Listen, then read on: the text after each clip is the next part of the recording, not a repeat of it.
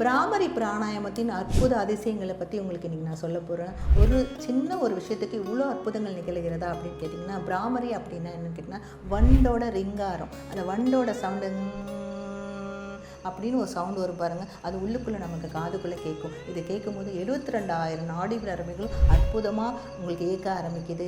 மன அமைதிப்படுது, ப்ரெஷரெல்லாம் நல்லா குறையுது, தூக்கம் நல்லா வர ஆரம்பிக்குது, மனம் புத்துணர்ச்சி அடையுதுங்க. இதுக்கு செய்யக்கூடிய முத்திரை ஷண்முகி முத்திரை. இது எப்படி செய்யணும்? சுகாசனா, வஜ்ராசனா, பத்மாசனா, அர்த்த மத்வாசனா, இதில் உட்காந்து முதுகுத்தண்டை நேராக உட்காந்து இந்த பிராமரி செய்யுங்க. இப்படி செய்யறதுன்றதை நம்ம செய்ய போகிறோம். இப்போ அந்த ஷண்முகி முத்ரா நம்ம பார்த்திங்கனாக்கா கட்டை விரலை காதலையும் ஆள்காட்டி விரலை புருவ மத்தியிலையும், நடு விரலை மூக்கின் நுனி பகுதி கண்ணுக்கிட்ட ஓரத்தில் வச்சுக்கோங்க.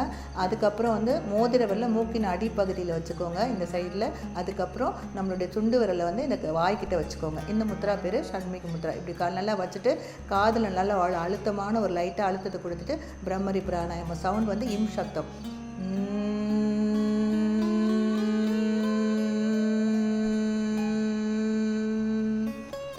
இப்படி செய்து பாருங்கள்.